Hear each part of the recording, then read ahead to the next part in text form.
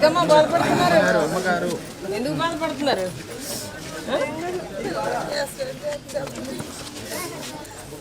మేము ఉన్నాం కదమ్మా, జాగ్రత్తగా చూసుకుంటున్నాం కదా. చెప్పలేదా మీరేమని? మరి ఎందుకు బాధపడుతున్నారు? అదేలే వాళ్ళ ఆలోచన అయితే అదే, మా నాన్నని లోపల ఇబ్బంది పెట్టాలి.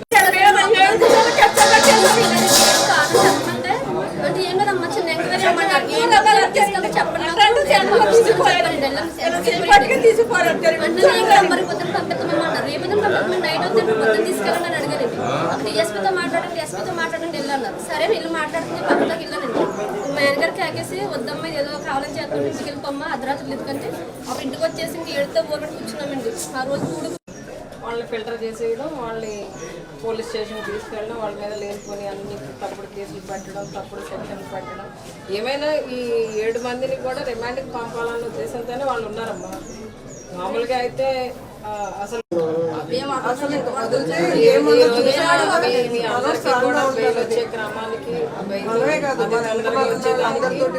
జగనన్న ఫాలో అప్ చేయబట్టి మీరు ఎంత తొందరగా వచ్చేసారు.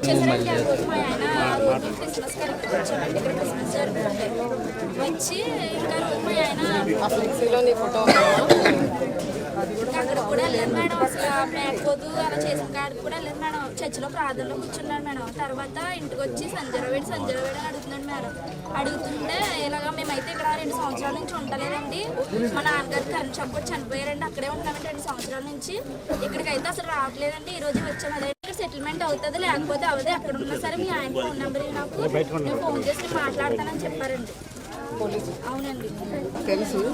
అయినా కూడా అమ్మా ఇక్కడ జగనన్న వల్ల ఇక్కడ నాయకులందరూ కోఆపరేట్ చేయడం వల్ల మేము మీ వారిని ఇంకా మిగిలిన మన వాళ్ళందరినీ కూడా ఇన్ టైంలో తీసుకురాగలిగాం బయటికి. బాధపడకమ్మా.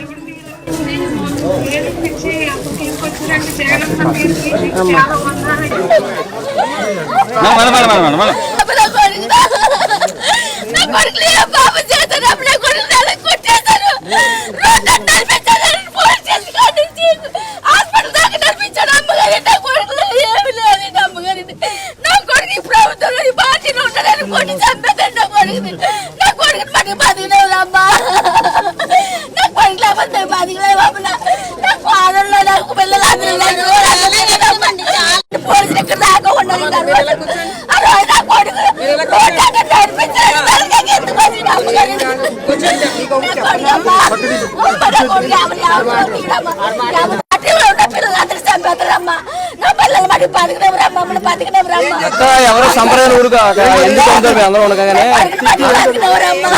ఉండు ఉండు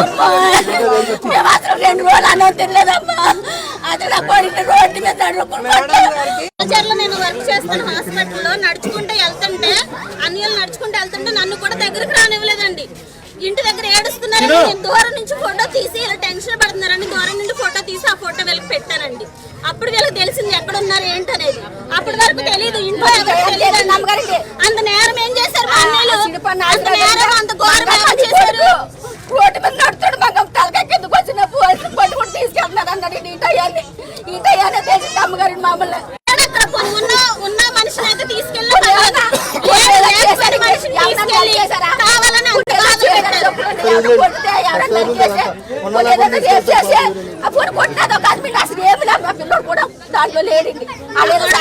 బట్టలకి వెళ్ళారు, షాపింగ్కి వెళ్ళారు బట్టలకి. అప్పుడే వచ్చిన మనిషిని కావాలని తీసుకెళ్ళారు.